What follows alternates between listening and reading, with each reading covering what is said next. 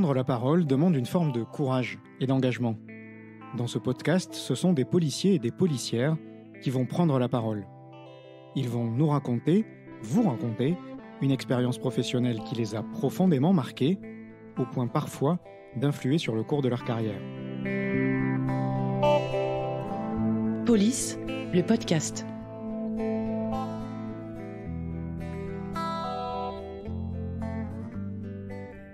Je vais vous raconter une intervention qui s'est passée sur la ville de Caen quand j'étais policière adjointe. On est en 2020. Marina a 26 ans. Elle est affectée en police secours au commissariat de Caen depuis tout juste un an. Ce jour d'automne, elle a pris son service à 5 heures du matin et elle va vivre la matinée la plus folle de sa carrière. Pas longtemps après la prise de service, on est avisé par la radio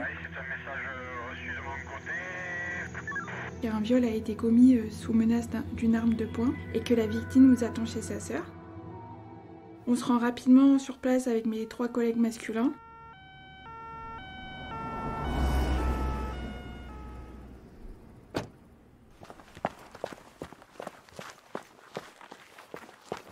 On y retrouve la victime qui se plaint de douleurs vaginales et de saignements. D'ailleurs, elle a les mains pleines de sang. La jeune femme est traumatisée. Marina l'écoute, la rassure et lui explique ses droits. Donc on fait rapidement appel aux sapeurs-pompiers qui vont la prendre en charge. Après avoir été conduite à l'hôpital, la victime elle est revenue à l'hôtel de police pour déposer plainte. Les 2 auteurs il y en avait un qui était armé et l'autre qui avait assisté au viol. Elle a dit qu'elle était en mesure de reconnaître l'auteur des viols et les locaux où avait eu lieu le viol. Et elle pensait au départ juste boire un coup et ça s'est mal terminé. La victime fournit des informations précieuses, la description des auteurs présumés et l'adresse des lieux. Les policiers décident d'intervenir immédiatement. La sûreté départementale a décidé d'aller sur les lieux.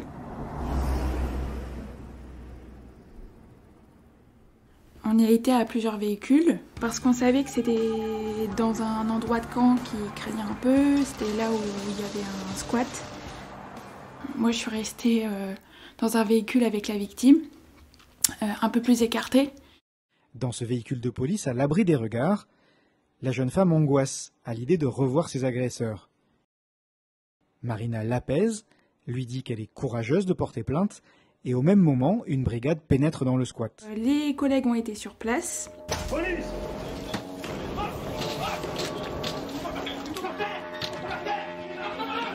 Ils y ont trouvé 2 hommes. Un individu qui a été reconnu par la victime comme l'un de ses violeurs. Donc il y a une perquisition de fait pour essayer de trouver l'arme et trouver des draps avec du sang, etc.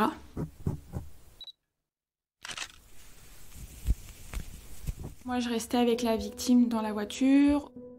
Les policiers ont donc retrouvé un des 2 agresseurs présumés, un autre court toujours, et la victime s'en inquiète. On a commencé à partir pour accompagner la victime au domicile de sa sœur. On voyait que la victime elle était déçue et c'est effrayant de se dire je vais rentrer chez ma sœur, peut-être qu'il va me reconnaître. Mon collègue en roulant, il dit à la victime si vous voyez votre auteur, on ne sait jamais dans la rue.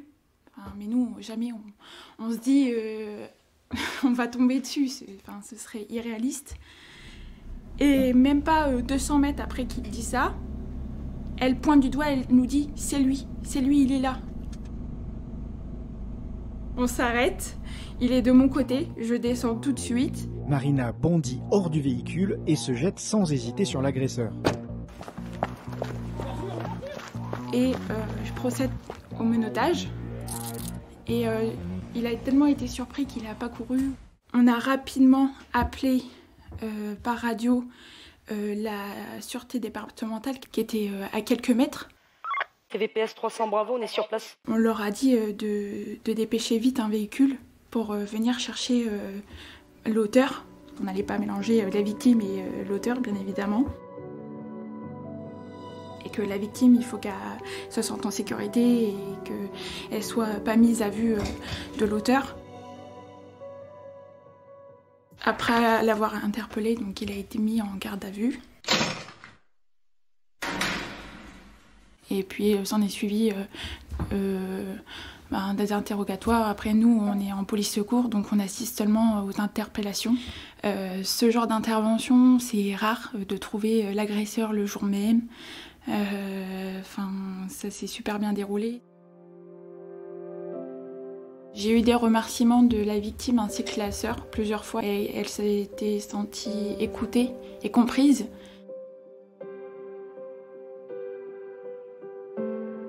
Pour cette intervention et cette matinée hors du commun, la jeune policière a reçu une lettre de félicitations de son chef de brigade. Menotter quelqu'un, un homme qui a violé une femme, mais c'était un peu un sentiment particulier. Donc aider cette victime, ça m'a touchée. J'étais contente de l'aider, d'être utile. C'était ça aussi, ce pourquoi je voulais faire policière, c'était de me sentir utile. Et ce jour-là, ça a été un des jours où je me suis sentie le plus utile. Et je me suis dit, c'est pour ça que je suis devenue policière. Parce qu'en tant que femme dans la police, parfois